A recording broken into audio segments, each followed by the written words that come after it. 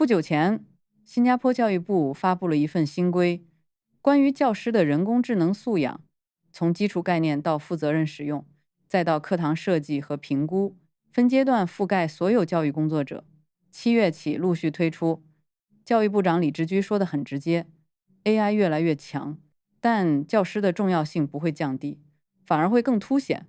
因为点燃好奇心、塑造价值观、培养韧性这些事，科技替代不了。教学要引领科技，而不是被科技带着走。老师走在前面，孩子怎么可能落后呢？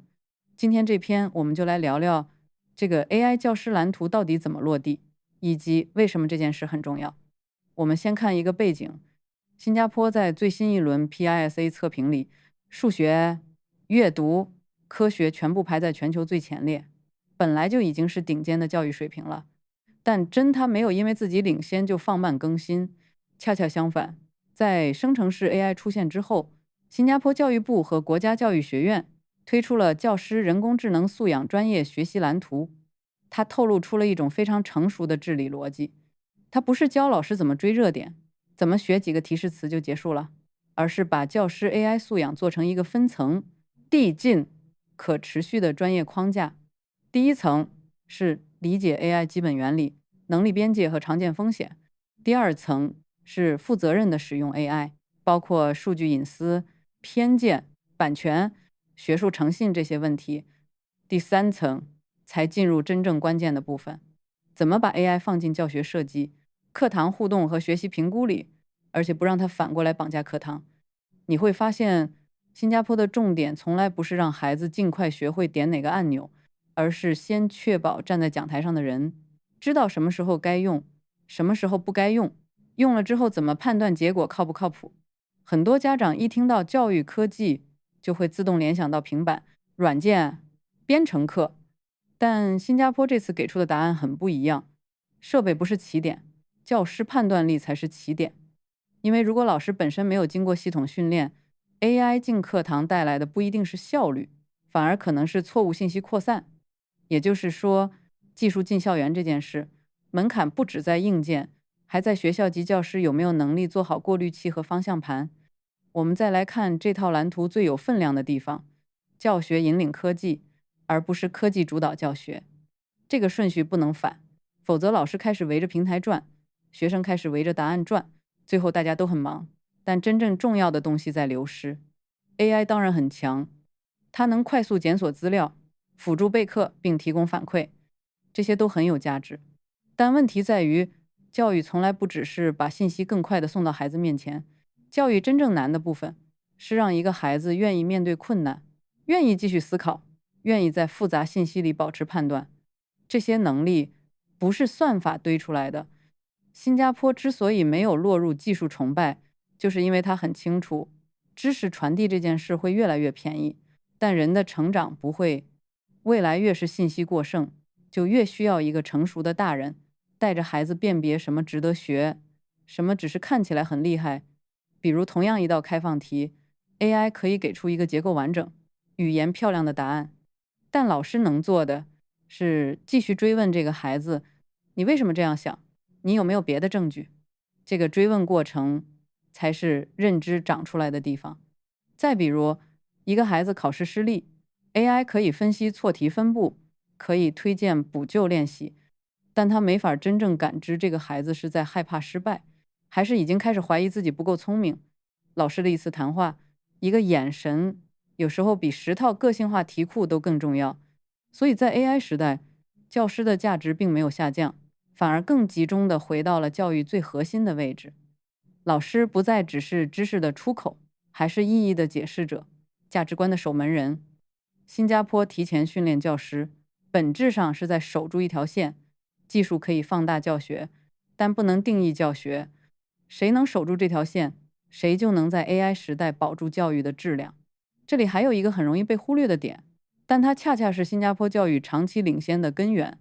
新加坡不是把蓝图发布完就算结束，而是把一线教师的真实使用经验继续纳入后续更新。课堂里哪些场景有效，哪些工具会带来误导，都不是坐在办公室里能完全预判的。政策必须听见前线的声音并愿意改。这个机制其实很像软件更新，先上线一个清晰版本，再根据真实反馈持续修正，而不是等到问题堆大了再整体推翻。教育能做到这一点非常不容易，因为教育系统通常体量大，动作慢，但新加坡的优势就在于敏捷治理，方向定得稳，执行调得快。放到新加坡终身学习的国家战略里看，它不是要求老师一次性学会所有 AI 知识，而是要求老师建立一种持续更新的专业能力。更值得注意的是，职业评价也在跟着变化。未来那些能把创新思维、科技工具和真实教学效果结合起来的老师，会被奖励并成为行业标杆，让改革不停留在口号层面。对家长来说，这意味着什么？意味着你看到的不是一次短期项目，而是一整套会自己进化的教育能力。这样的系统遇到变化时不会慌，也不需要每次都从零开始。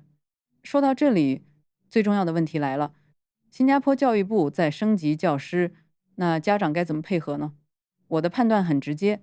如果学校在培养孩子的判断、提问和价值感，而家里还在一味追求做题速度和标准答案，这两股力量是会互相抵消的。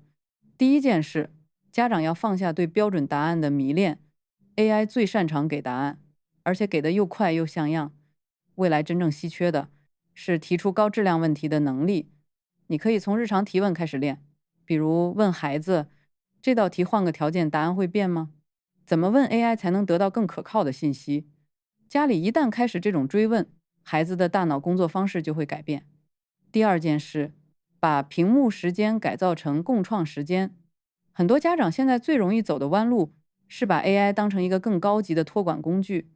但真正有价值的用法是一起用。比如孩子用 AI 查资料或写总结时，你陪他看来源，辨别信息是否失真。重点不是禁用，而是让孩子知道工具给的是参考，不是裁决。第三件事，也是最难的一件事，别把所有时间都塞进可量化的学习里。AI 时代越往后，越能区分出两类孩子：一类孩子只会标准输出，遇到挫折就躲；另一类孩子未必最快，但他能合作、共情、承受不确定。后者走得更远，因为真实世界不是试卷，所以家长可以少一点焦虑，多陪孩子进入真实生活，让他去处理误会，完成困难合作，承担失败后果。这些经验短期看不出分数，长期看却是 AI 拿不走的核心资产。所以，真正决定孩子未来位置的，不是谁更早接触 AI，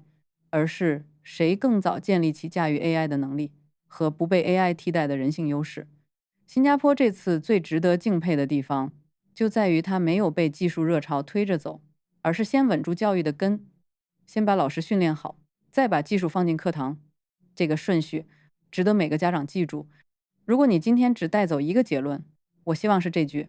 技术可以提高效率，但人的判断、品格和内在力量才决定上限。如果你认同这种教育方向，或者你对孩子使用 AI 也有自己的观察，欢迎把你的想法留在评论区。如果你喜欢本期内容，记得订阅频道，顺手打开小铃铛。我们下期视频继续。